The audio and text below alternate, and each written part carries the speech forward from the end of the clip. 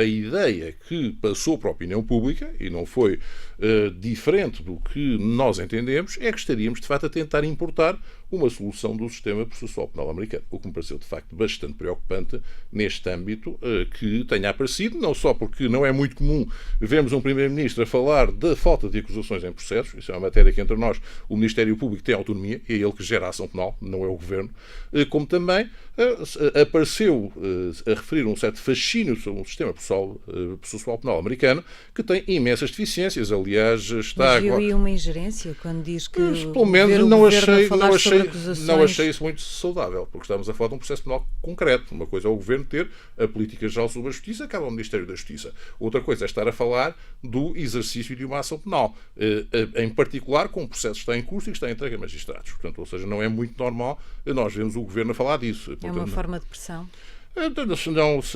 Não interpreto como uma forma de pressão, porque acho que os senhores magistrados do Ministério Público são autónomos e não saberão entendê-la assim. Mas confesso que não parece desejável que o Governo fale de processos penais em curso. Os julgados de paz fornecem uma justiça muito pior. Os julgados de paz não são tribunais judiciais.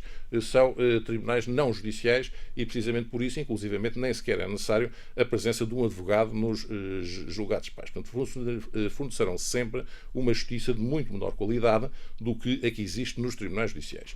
Quando se vai colocar matérias com a dignidade e com a capacidade de litígio que nós vemos, são das situações que mais existem em termos de litígios entre duas pessoas e com dramas pessoais brutais, como é a situação da regulação do poder paternal. Quando um casal discute o destino dos seus filhos e precisamente coloca o problema de estar afastado de um filho ou ter a possibilidade de ter o contato com o filho, isto é algo que não pode ser tratado com a ligeireza com que é tratado num julgado de paz. Isto tem que ter um julgamento através de um juiz e precisamente por isso preocupa-me que este tipo de medidas apareça com esta situação e que nós vejamos isto neste âmbito aparecer em propostas do Governo. Portanto, isso parece-me que, de facto, estamos afastando-nos completamente do paradigma que deve ser a justiça e que deve ser assegurada por tribunais e não por julgados de paz. Porque, no fundo, como se disse, eu tenho alguma experiência de trabalhar nos julgados de paz e garanto que as condições,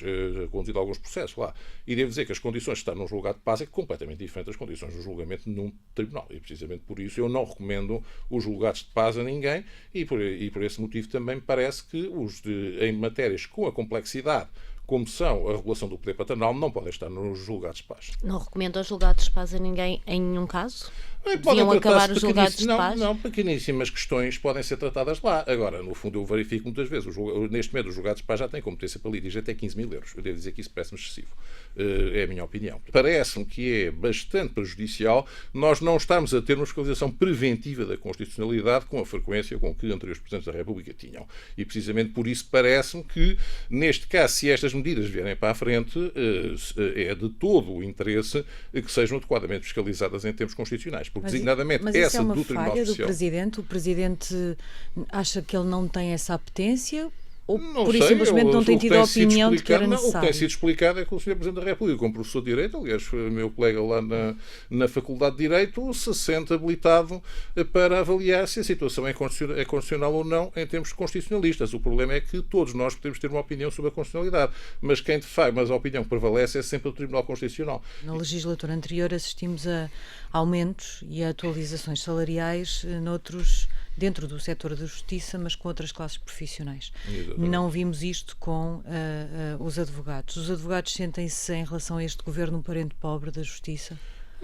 Eu devo dizer que me parece, pelo menos, que está a haver um diferente tratamento e que é muito indesejável relativamente aos advogados quanto aos outros operadores judiciais, mas merecem todo o respeito e devo dizer que eu não contesto a atualização. Acho que os senhores magistrados são profissionais que ainda por cima têm que trabalhar em exclusividade e precisamente por isso e com funções de altíssima responsabilidade e por isso devem ser dignamente pagos e, portanto, neste âmbito, a atualização das remunerações dos senhores magistrados magistrados é algo que só pode merecer o meu apoio. O que não me parece possível, e isso eu acho que foi muito desagradável, é nós termos assistido. Primeiro o Governo falou que iria aumentar as remunerações dos magistrados judiciais.